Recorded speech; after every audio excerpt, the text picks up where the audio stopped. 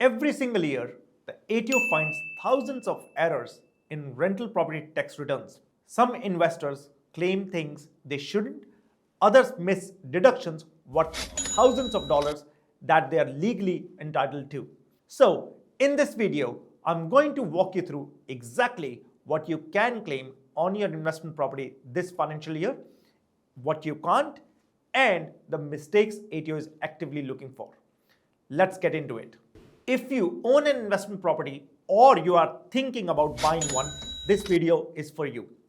We are covering the 25-26 financial year and I will take you through rental income, immediate deductions, depreciations, capital expenses, and the record keeping that ties it all together. One quick but important note before we start. The government introduced major property tax reforms in 2026. They generally don't change what you can deduct this financial year, but if you have bought a residential investment property after 7:30 p.m. on the 12th of May 2026, or you are planning to buy one, the rules around negative gearing, capital gains tax, and trust property strategies may look different for you going forward. Get advice before you make your next move. Let's start with income, because this is where a lot of people trip up. Most investors know they need to declare their weekly rent. But here is the thing. Almost every amount you receive because you own that property is likely to be assessable income. This includes rent, whether it's weekly, fortnightly, or monthly, Airbnb, stays, booking.com, rental bond money you keep for damage or unpaid rent, insurance payouts that replaces lost rental income, government grants relate to your rental, and reimbursement from tenants. It's all income. Let me give you a quick example. Sarah rents out the property for $720 a week. Over the year, she collects $37,440 in rent. Her tenant damaged the property, so she keeps $1,500 from the bond. And the landlord insurance pays her $2,400 after storm damage leave the property vacant. All three of those amounts generally count as assessable rental income, not just the rent. Now for the good part, what you can actually claim. The day-to-day running cost of your investment property can generally be claimed as an immediate deduction in the year you pay them. Let's run through the big categories. If you use a real estate agent, your management fees, letting fees, leasing commissions, tenant advertising, inspection fees, even tribunal representation cost, these are generally all deductible. This one gets overlooked all the time. Landlord insurance, building insurance, and public liability insurance premiums are generally claimable. But be careful, life insurance and trauma are generally not deductible as they are personal in nature for your investment property.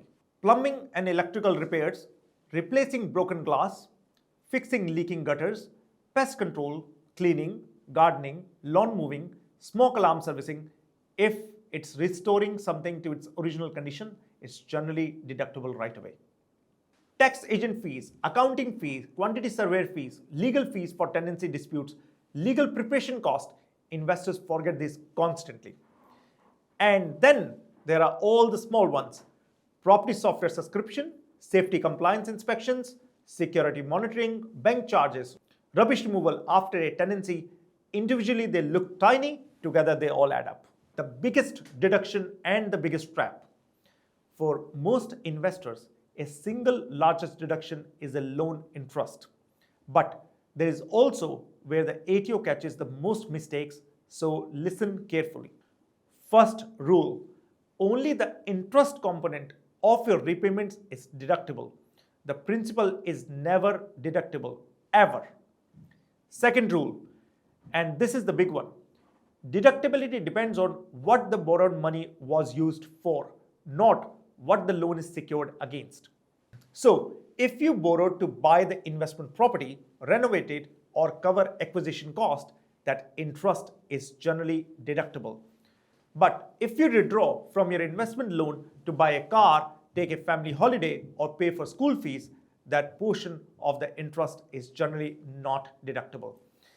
and you will need to apportion the interest between the investment use and private use. Here is how it plays out. Michael has 700,000 investment loan. He redraws 80,000 to buy a family car.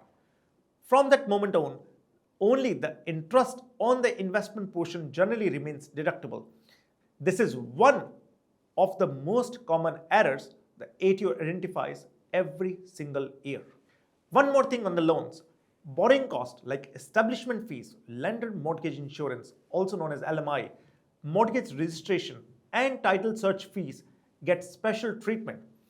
If they total of $100 or less, you can generally claim them in full straight away. Over $100, they are generally spread over 5 years or the loan term, whichever is shorter. Here is the question that trips up almost every new investor. When is a repair actually a repair? A genuine repair restores something to its original condition. Fixing a leaking tap, replacing broken window, repairing a damaged fence, immediately deductible. An improvement makes something better than it was.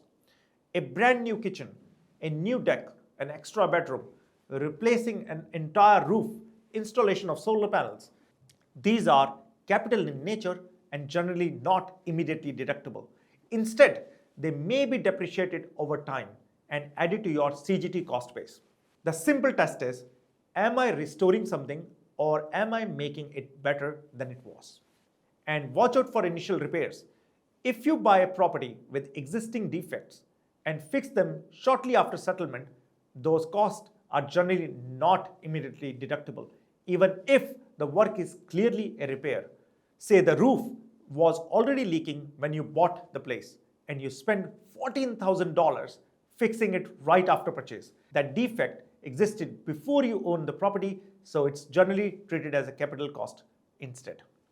By the way, I know this is a lot of information. If you'd rather take it at your own pace, we have published the complete guide on our blog, link in the bio. The deduction most investors miss. Now let's talk about depreciation. Because for many investors, this is one of the largest deduction available and is also the most overlooked. The best part, many depreciation deductions don't require you to spend an extra cash each year.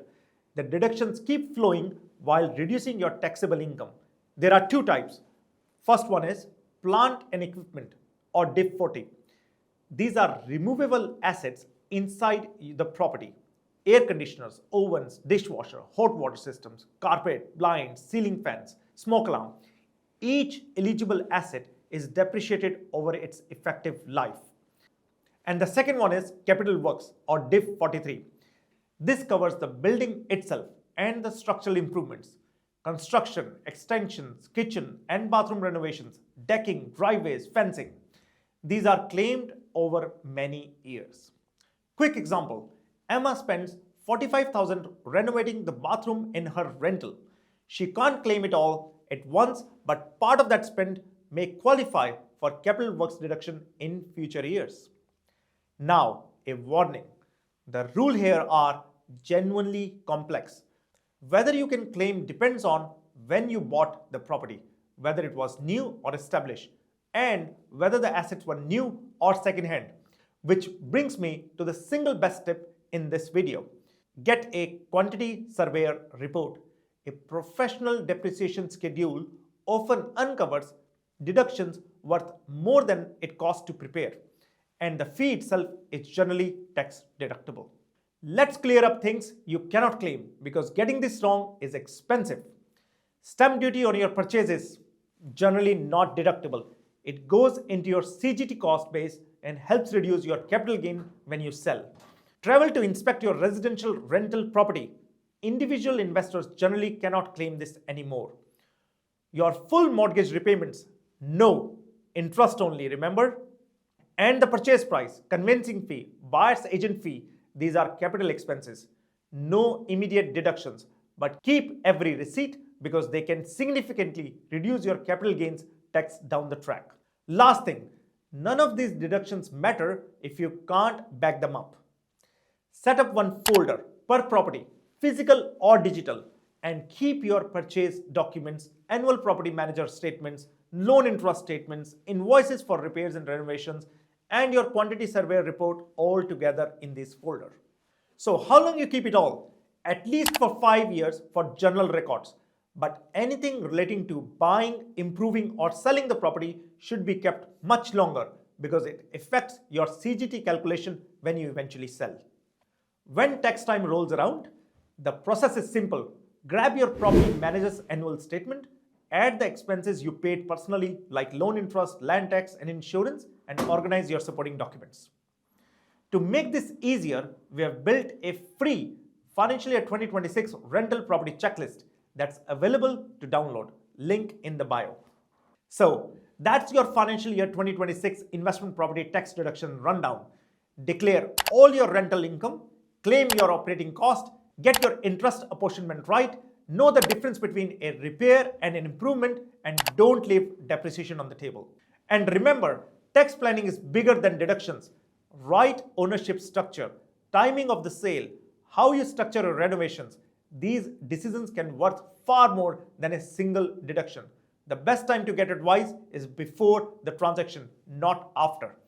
At ClearTax, we work with thousands of Australian property investors every year, from first-time landlords to large portfolios. If you would like help with your investment property tax return or advice before your next property decision, give us a call. The details are in the description. Thanks for watching. I will see you in the next video.